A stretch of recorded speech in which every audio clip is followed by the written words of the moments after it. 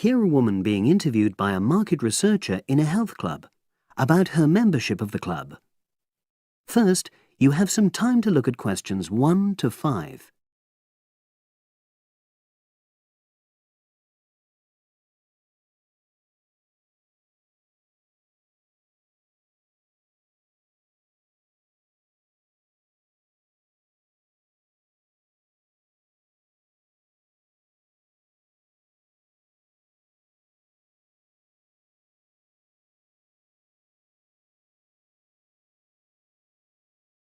You should answer the questions as you listen, because you will not hear the recording a second time. Listen carefully and answer questions 1 to 5. Oh, excuse me. I wonder if you'd have the time to take part in some market research. What's it about? About this club and your experiences and opinions about being a member. It'll take less than 5 minutes. Oh, OK then, as long as it's quick. Can I start by taking your name? It's Selina Thompson.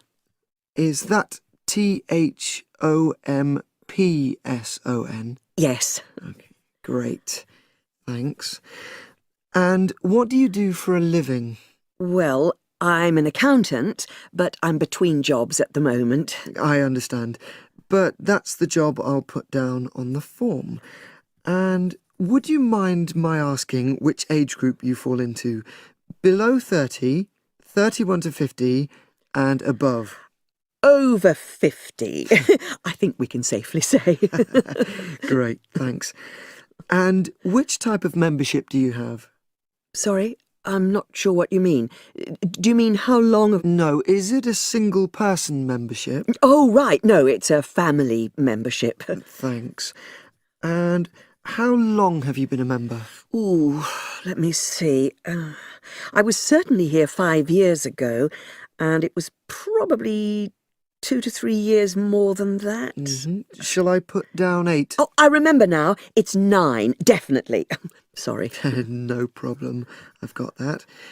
And the last question in this first part is, what brought you to the club? Sorry? How did you find out about the club?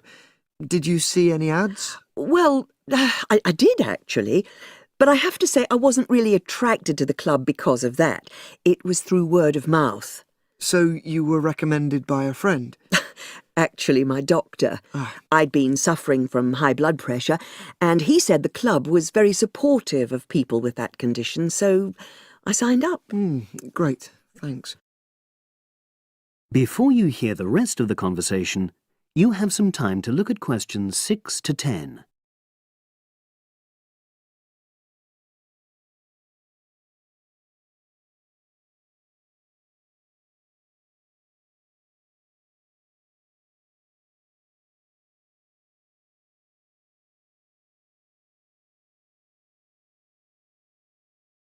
Now listen and answer questions 6 to 10.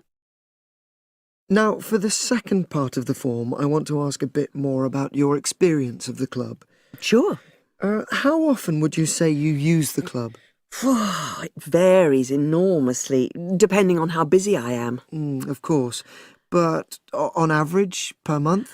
I'd say it averages out at twice a week. OK, so 8 on average. Yeah, and 4 of those are aqua aerobics classes. That leads me to the next question. Would you say the swimming pool is the facility you make most use of? Fair to say that, yep. Right, thanks. And are there any facilities you don't use? One area I realise I've never used is the tennis courts. And there's one simple reason for that. You don't play tennis? Actually, I'm not bad at it. Oh. It's that I'm not happy having to pay extra for that privilege. Oh, right. I've made a note of that. Thanks. Now, in the last section, are there any suggestions or recommendations you have for improvements to the club? Only about health and fitness? Anything at all? Well, I'd like to see more social events. It isn't just a question of getting together for games or classes, but other things, you know. Yes, sure. And another thing that I was thinking when I had my yoga class in the gym last night, we were all sweltering in the heat, was that I think they should put in, well, you know... Air conditioning. That's exactly what I mean. The rooms are really light and well designed, but they do need proper installations. Sure. Well, I've made a note of that. Good. So, is there anything else you'd like to suggest? About quality of service, for example? Oh, everyone's very nice here. They couldn't be more friendly and helpful. Oh, but I tell you what, it's a shame the restaurant isn't open in the evening on Saturday, and Sunday as well, for that matter. Oh. So, the club should... Open it later on those days. OK. Well, thank you very much. That's all the questions I have. That is the end of part 1. You now have half a minute to check your answers.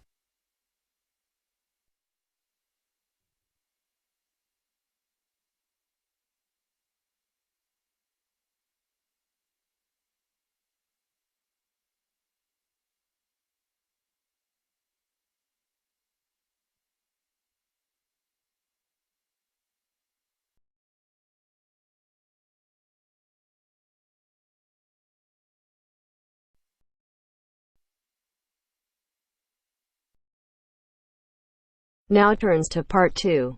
Part 2. Listen to the whole survey in the correct order and answer the questions. First, look at questions 11 to 14.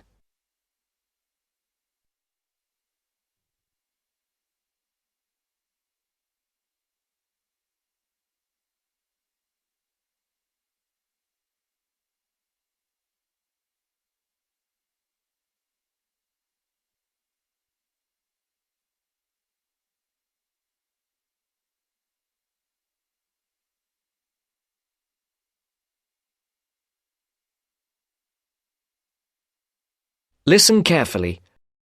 Excuse me. Good morning. We're students from St Anne's School and we're doing a class survey. Have you got 5 minutes to answer a few questions? I suppose so. What are the questions about? About spending habits, people's attitudes to money and what they spend money on. Well, yes, OK, but only 5 minutes. Thank you. OK, first of all, if you don't mind answering, what income band are you in? You just need to say low, average or high. Oh, that's difficult to say. I don't know how much everyone else makes. I'm certainly not poor, but I'm not rich either. Certainly not after I've paid all my bills. Shall we say in the middle then?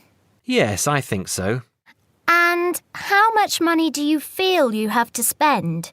You said that you have to pay a lot of bills. Yes, I feel that I don't have very much. I earn quite good money, but it doesn't feel like that most of the time. I guess everyone would like to have a bit more money, though. OK, so what do you spend most of your money on? Well, most of it goes on monthly expenses. I've got a big mortgage on my house, and my children's school fees are very high. After I've paid for gas and electricity and water, and all the insurance on the house and my car, I don't have much left. I like taking my wife out to a nice restaurant once a month, but I don't very often buy clothes. Oh, and I collect radios. Old radios. That's my hobby. And how do you usually pay for the things you buy? I use my debit card for most things these days. I have 2 credit cards, but I don't like using them. I prefer to pay for things immediately. Otherwise, I feel I'm getting into debt. I pay my bills online or over the telephone. I usually have between £10 and £20 in cash with me to pay for emergencies, taxi fares and that kind of thing. Before the broadcast continues, look at questions 15 to 20.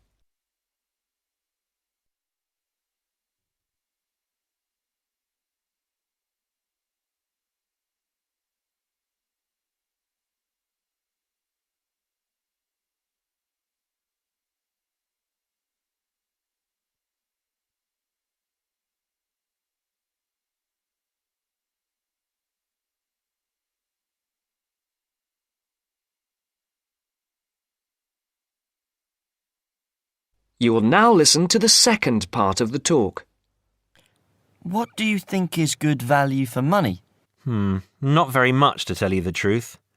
Everything seems to cost more than it should these days. I think my telephone and internet broadband package is good value for money, though.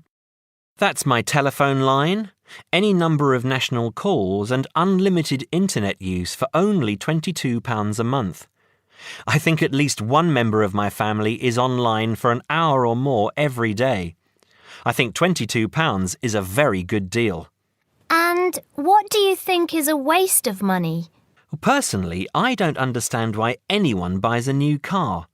They are so expensive, and as soon as you drive them out of the showroom, they're worth £3,000 less. Perhaps I'm just saying it because I can't afford a new car myself. But to me, it seems so much more sensible to buy a good second-hand car for half the money. Do you ever buy anything you can't afford? Yes, I collect radios, old radios. I have 9 now, and they're quite expensive. I paid £350 for a 1950s radio last month. I didn't have much money for the rest of the month after that. My wife thinks I'm crazy, but it's important to treat yourself occasionally, don't you think? My wife buys nice perfume and lots of clothes, and I have my radios. OK, so finally, would you say that you're a spender or a saver? Well, as I said, I don't really have much to save, but I guess I'm a saver rather than a spender. It's good to enjoy money if you have it, but you must save for a rainy day. You never know what will happen in the future. Thank you very much for talking to us. Have a nice day now. That is the end of part 2. You now have half a minute to check your answers.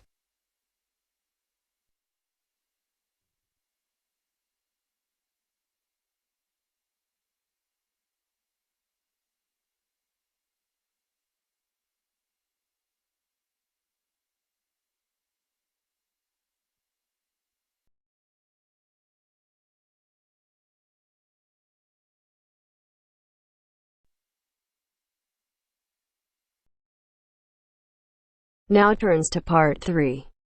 Part 3. You will hear 2 students talking about a class assignment about wild bird rescue and rehabilitation. First, you have some time to look at questions 21 to 25.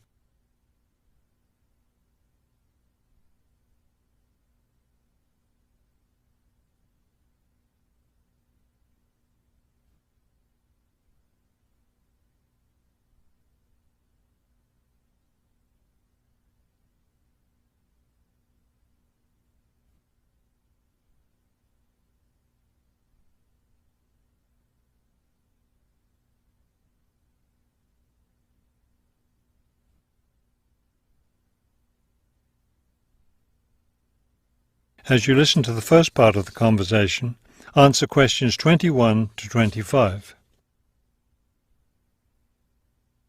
Okay, let's go over the requirements and see what we have left to do. Let's see. We have to give the professor a written summary of the information we've gathered on our topic, wild bird rescue and rehabilitation. The other written thing we have to turn in is a case study of the rehabilitation of one bird. We have the information on that already. Right. All we have to do is write it up. What about charts and graphs? Do we need to include something like that? I don't think so. They aren't really relevant, but we do have to turn in a list of the resources we used. Naturally. What about videos? I heard some of the other students were doing that. Well, I guess that must be optional, because I don't see it on the requirements list. Okay, we should start planning our class presentation, since that counts for half the grade. We've looked at lots of sources of information, but I think our best source was the interviews we did with the wildlife rehabilitators. Agreed. That and the journal articles.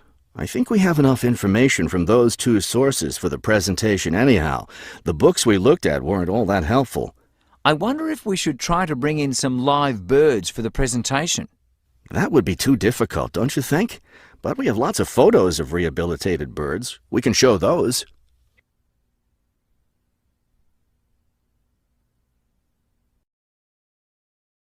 Before you hear the rest of the talk, you have some time to look at questions 26 to 30.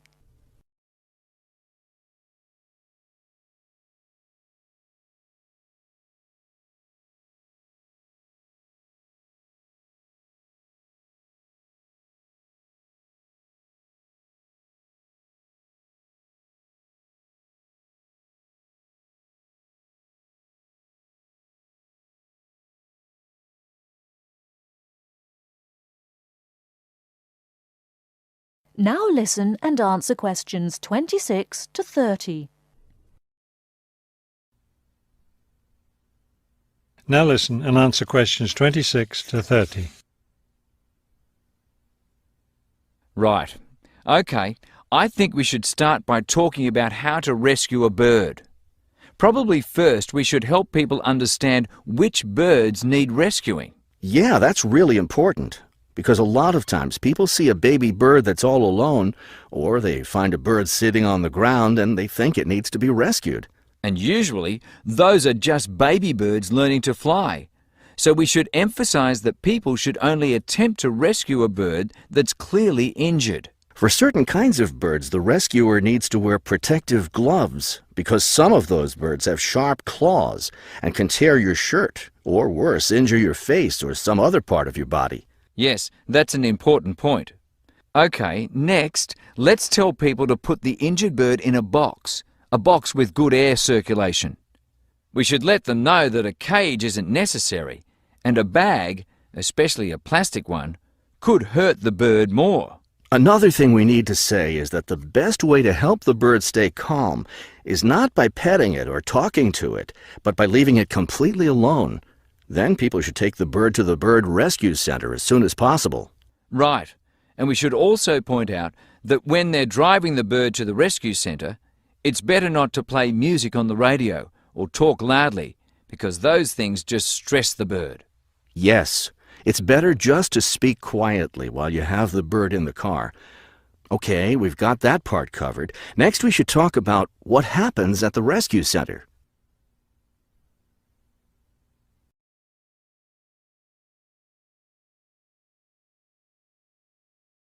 That is the end of part 3. You now have half a minute to check your answers.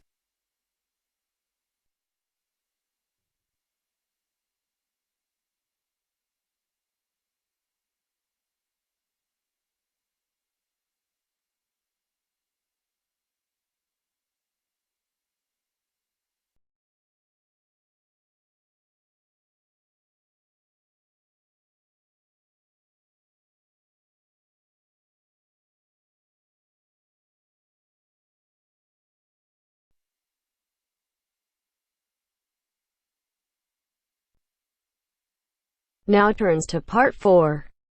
Part 4. First, you have some time to look at questions 31 to 40.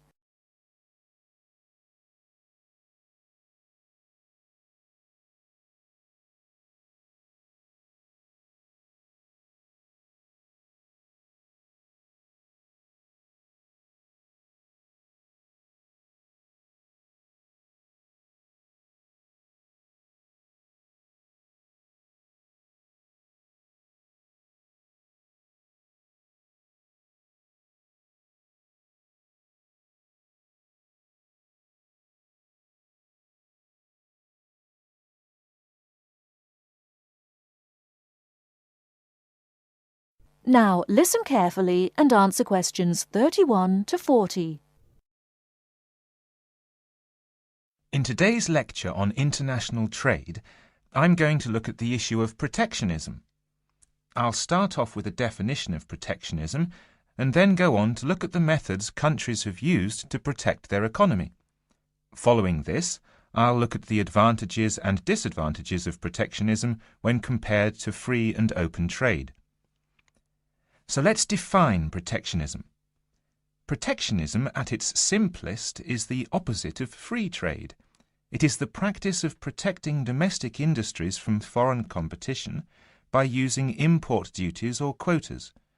Options available to protect the economy are tariffs, embargoes, subsidies and quotas.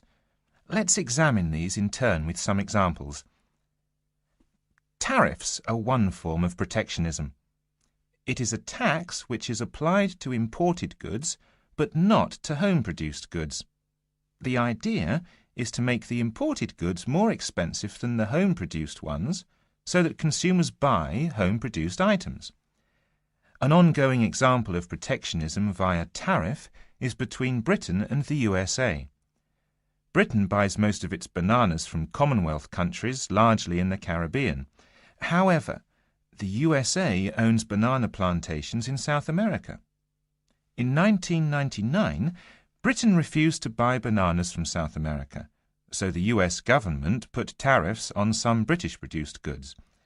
The most famous example was a tariff of 100% import tax on wool products from Scotland brought into the United States. The next method of protectionism is embargoes. An embargo is a complete ban on the import of certain goods. For example, following the Cuban Revolution in the 1950s, the USA banned the import of Cuban cigars. Unfortunately, Cuban cigars are the finest in the world, and there is consequently a thriving black market in Cuban cigars in the USA. As we can see in the example, embargoes can lead to a black market, or unofficial economy, if people want the goods badly enough. Subsidies are a way governments support industries at home with money or tax breaks in order to allow them to compete better with foreign companies. In 1994, the French government provided its national airline with a £2 billion subsidy in order to help it compete with low-cost airlines. However, subsidies can have the effect of making home producers uncompetitive and inefficient. Finally, let's look at quotas. A quota system allows a certain quantity of goods to be imported from other countries. The European Union has had quotas on textiles and clothing for decades to protect its textile industries from developing countries, especially India and China. Understandably, developing countries say that this is unfair and against the principles of free trade. Let's move on now to the arguments for and against protectionism. For trade to flourish between countries, the benefits from trade need to be equally balanced. Where a country feels that it's not getting a fair share of the trade, or that it is somehow disadvantaged, it might employ one or more of the methods of protection. There are at least 4 arguments that may be given for using protectionism. Firstly, to protect employment in the home country. The simple view is that if imports are stopped, then jobs will be saved and even created at home. Secondly, to prevent unfair competition. It is often said that developing countries have the advantage of cheap labour costs in their countries, and that they use this to undercut the price of the same goods produced in richer nations. A tariff might be applied to even out this imbalance. Thirdly, to protect new industries. A new industry, particularly one in a developing country, might not be able to compete with long-established industries elsewhere. Tariffs and quotas give new industries the chance to build up production to the point where they can compete. Fourthly, to raise money. Tariffs were once used as a way of raising revenue for the government. In modern countries, they are now seldom used for this purpose, as the damage to trade often outweighs any immediate benefits. Now for the arguments against protectionism, which are perhaps simpler to summarize. Although trade restrictions might help a country for a short period of time, their overall effect is a negative one. Restrictions affect the flow of trade, and the more countries employ restrictions, the less trade can flow. In the long run, no one benefits from trade restriction, because if one country puts restrictions on another country, the other country then puts their own restrictions on the first country. This affects the first country's exports, and as the country finds it difficult to export goods, then unemployment is the result. So, protection tends to help only the protected and can hide inefficient manufacturers. That is the end of part 4. You now have half a minute to check your answers.